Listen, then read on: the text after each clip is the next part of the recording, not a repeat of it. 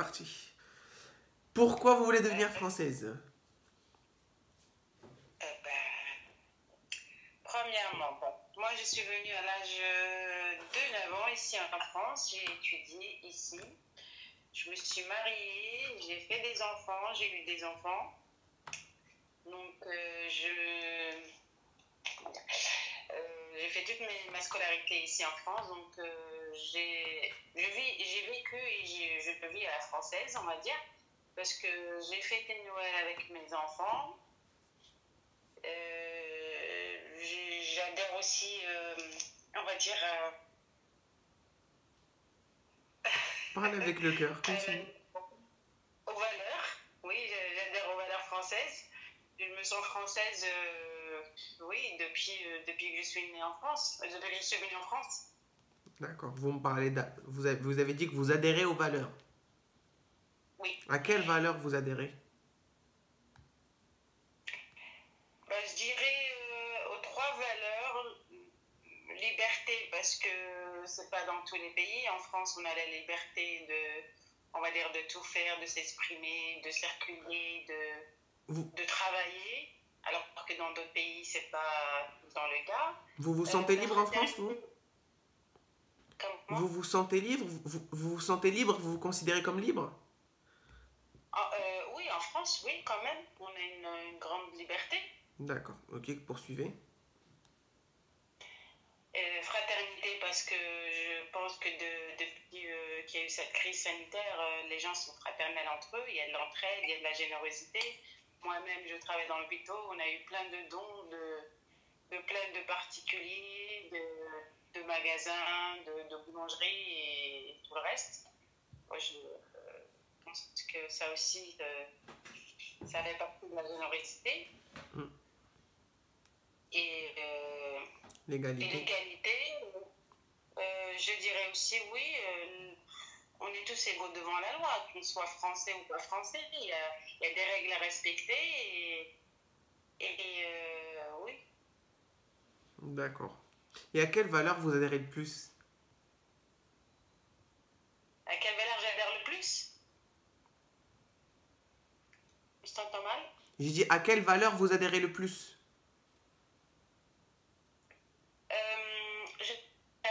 La fraternité et la liberté.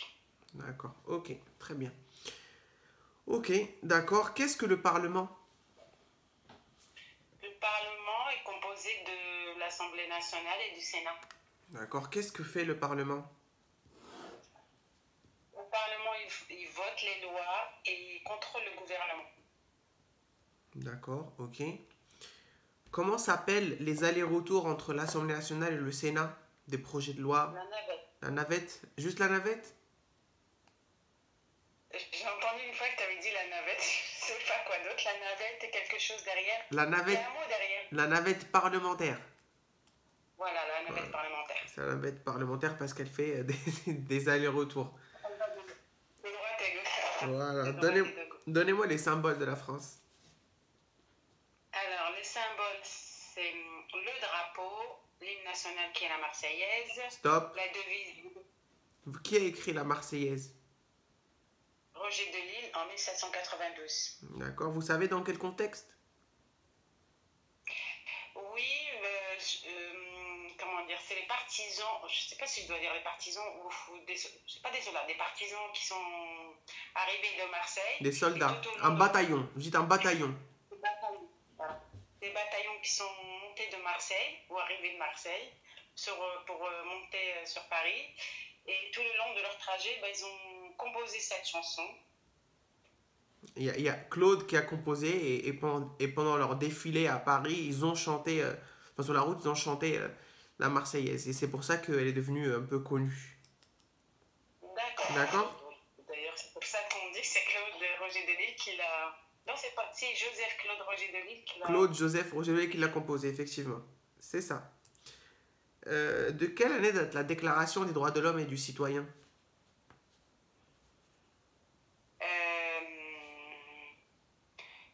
Le 26 août 1789. D'accord. Il y a combien d'articles dans la DDHC? 17. Les dernières, c'est le droit à la propriété. Le droit à la propriété qui est un droit inviolable. Hein. Stop. Voilà. La propriété, exactement.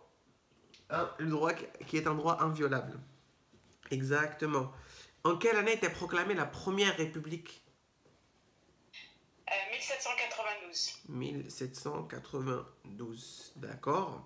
Et quel régime politique on avait avant la Révolution française? Ou du moins avant la première république?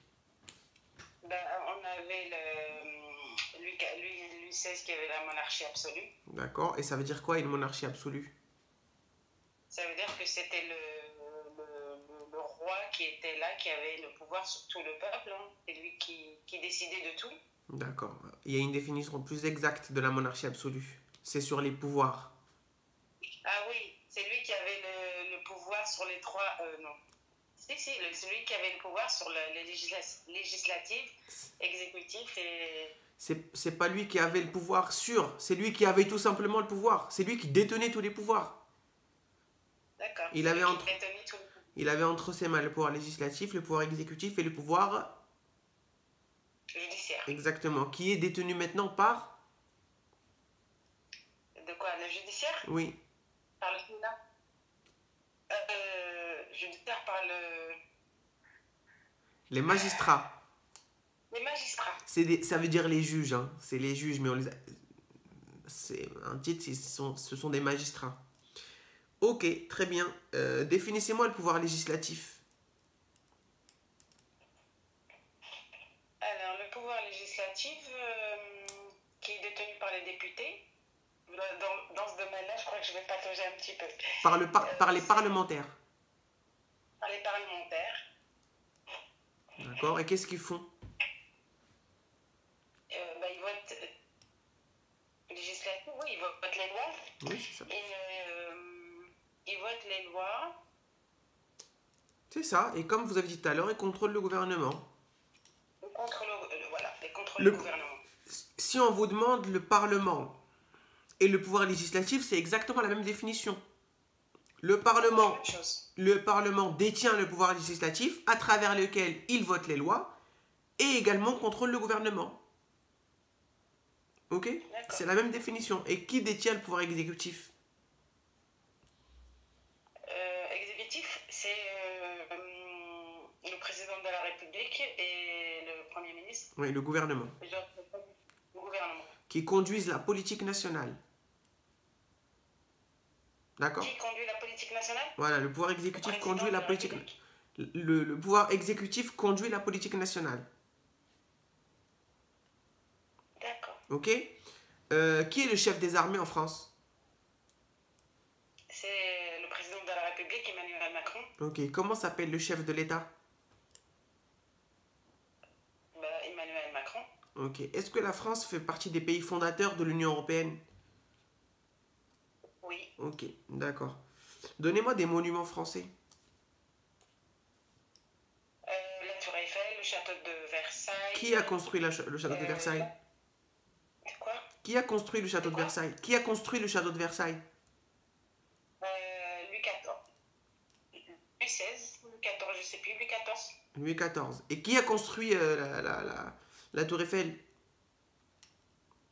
Gustave Eiffel. Gustave Eiffel, effectivement. Et donnez-moi encore des autres. La Tour Eiffel, je dirais le Louvre, le musée du Louvre, la cathédrale Notre-Dame de Paris, le château de Chamfort. Ok. Ok. Où se trouve la résidence du chef de l'État? À l'Élysée. À l'Élysée. Et le Premier ministre? À Matignon. À Matignon. Très bien. Ok. Comment s'appelle le président du Sénat? Gérard Larcher. Ok. Et qu'est-ce qu'il a comme particularité, le président du Sénat? En cas de décès ou d'incapacité du président, c'est lui qui remplace le président. On va dire, il remplace le président. Il assure l'intérim, c'est ça. Il assure l'intérim. Où se réunit le Sénat? Dans quel palais? Le palais, non. Alors, si c'est pas le palais de Du Luxembourg. Luxembourg, C'est le d'accord. palais du Luxembourg. Je vais mettre ça À là. noter, En oui, plus, je ça. sais qu'il y a Luxembourg et Bruxelles, c'est quoi? Bruxelles? Non? Oui. Non, non, le palais du Luxembourg, c'est pour les sénateurs. Et le palais des Bourbons, c'est l'Assemblée nationale. D'accord, Ok, bon, c'est bon, un peu ça. séparé entre les deux. Donc voilà, vous retenez Bourbon, Bourbon, Assemblée nationale, sénateur, palais du Luxembourg. D'accord, Ok? d'accord. Pour finir cette première partie, donnez-moi les présidents de la Ve République. Alors, le général de Gaulle, Oui, Georges Pompidou, oui, Valéry Giscard d'Estaing, oui, François Mitterrand, yes, Jacques Chirac, oui, Nicolas Sarkozy, oui, François Hollande, oui. Emmanuel Macron. Parfait, d'accord, exactement. Vous avez remporté le prix. Quel, quel président a démissionné? Général de Gaulle. Général de Gaulle. Allez, à suivre.